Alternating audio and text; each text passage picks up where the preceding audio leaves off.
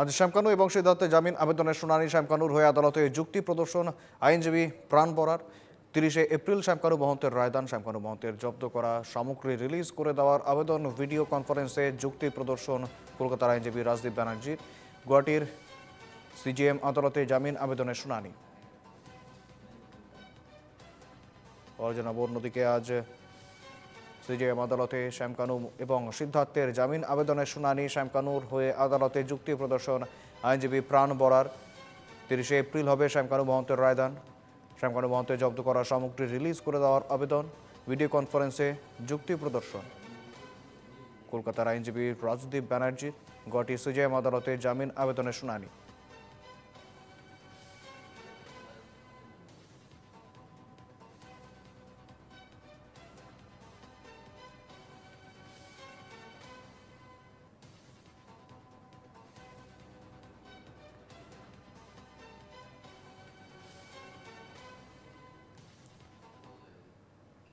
অন্যদিকে আজ সাজা ঘোষণা অভিনীল হত্যাকাণ্ডের দোষীদের 20 জনের সাজা ঘোষণা করবে নগাঁও আদালত। অভিনীল হত্যাকাণ্ডে 20 এপ্রিল 20 জনকে দোষী সাব্যস্ত করে আদালত। শুনানিতে 71 জনের সাক্ষ্য গ্রহণ করে নগাঁও আদালত।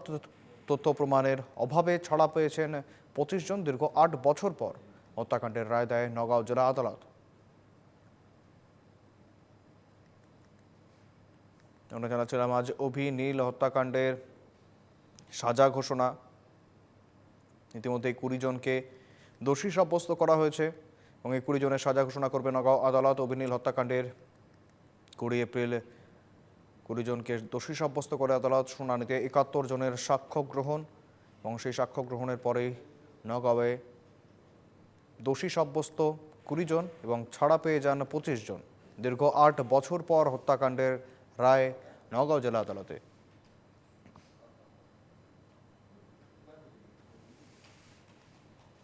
উল্লেখ্য 2018 সালের 8ই জুন কার্বি আংলংয়ের নৃশংসভাবে খুন হন দুই বন্ধু অভি ও নীল। ছেলেধরা সন্দেহে পিটিয়ে খুন করা হয়েছিল নীলোৎপল দাস এবং অভিজিৎ নাথকে।